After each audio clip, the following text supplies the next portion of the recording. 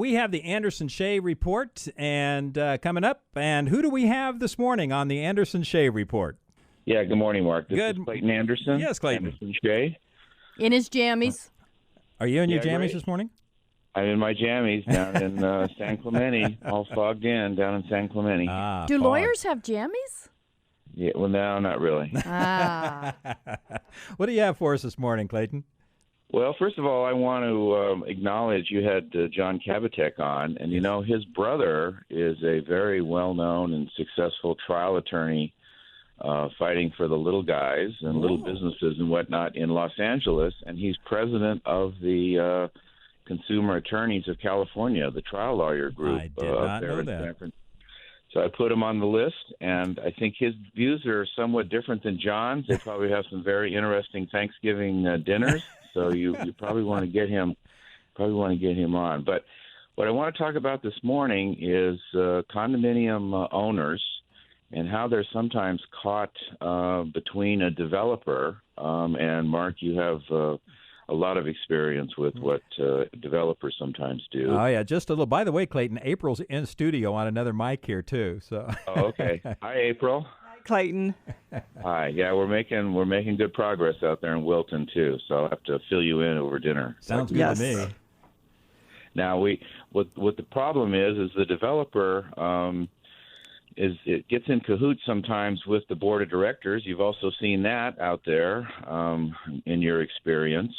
And the reason I'm talking about it is that under the CC&Rs, the governing documents of an association, and by the way, there's about 60,000 associations in California. Wow. 3 directors, 5 directors, maybe 7 directors. So you talk about government. You talk about examining where government's going. Those governments have issues across the board. But in the CC&Rs, they create basically 3 different responsibilities. The homeowners association has specific responsibilities, generally for common area. Then there's overlap areas where there's joint responsibility between the homeowners association and the individual owners. And then thirdly, there are individual owners that have responsibilities for like inside their condo unit and stuff. But over the last few years, the developers have been writing the CC&Rs so that the owners have so much responsibility, much more than they used to. They have to do plumbing that may be 2 feet underneath their first floor condo unit. They have to go down there and repair plumbing. They may have to be responsible for windows. But the problems occur when the board of directors is ill-advised. They file a lawsuit over construction defects. They settle the lawsuit without, in many cases, the knowledge of the owners. They sign away, or they purport to sign away, the rights of all of the owners. They take money for problems with the owners' units. And then, having taken the money, having signed away their rights, they keep basically the settlement a secret.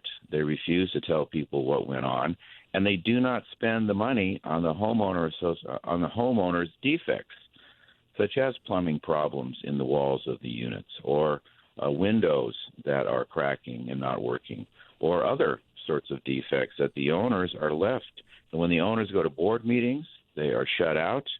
If they've had out-of-pocket expenses to repair air conditioning or something, on the one hand, they're told, nope, that's your responsibility. They're not told that the association's already gotten money for those defects, and they should be reimbursed. So, again, these are small governments. If somebody lives in an association, especially one that's less than 10 years old, and they have issues, they should call our law firm, or they should call some other law firm.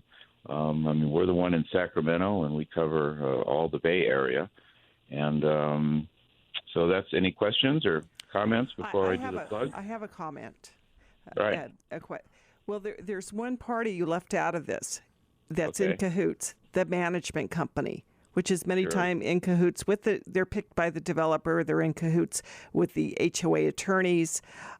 It's this whole relationship going on.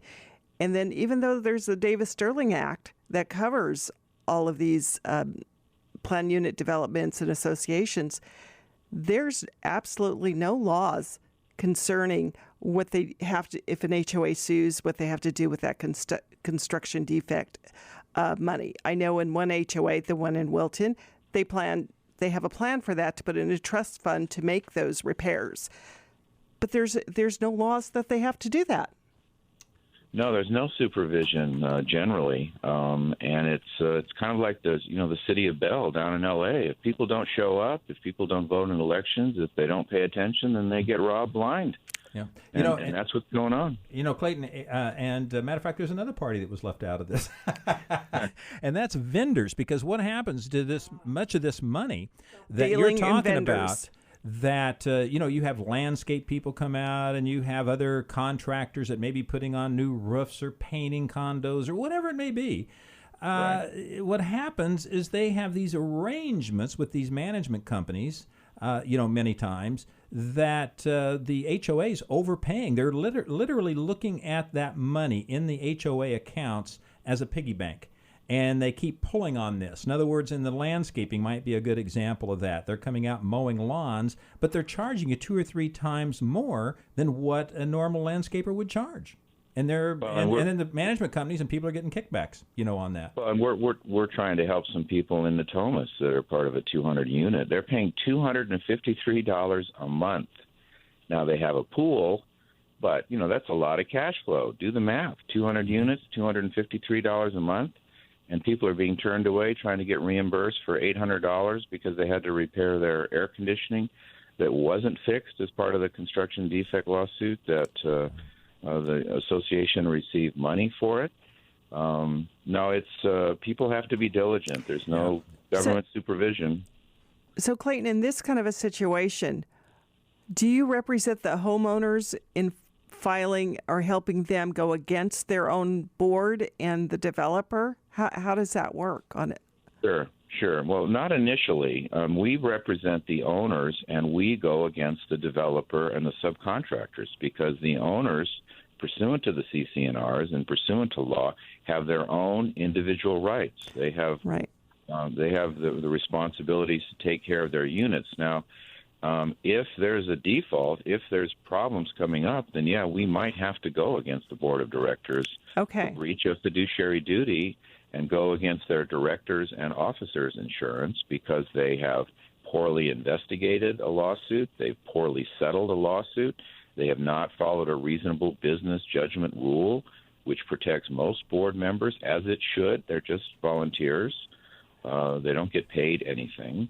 But we start basically with just saying, wait a minute, these are individual owners. They have their own rights.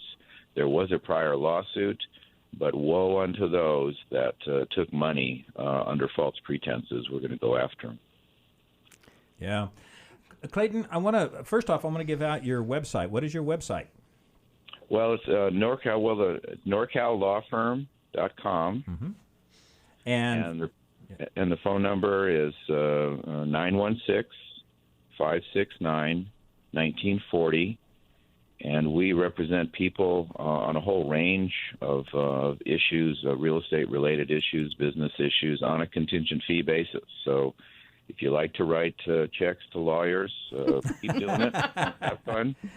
And if you don't, then give us a call and maybe we can help you. You bet. And matter of fact, you give free consultation, and in most instances, probably all instances, there are no upfront fees, or anything on this. Is that correct, Clayton? No upfront fees. Yeah. Free parking outside of our office. Free parking. Coffee.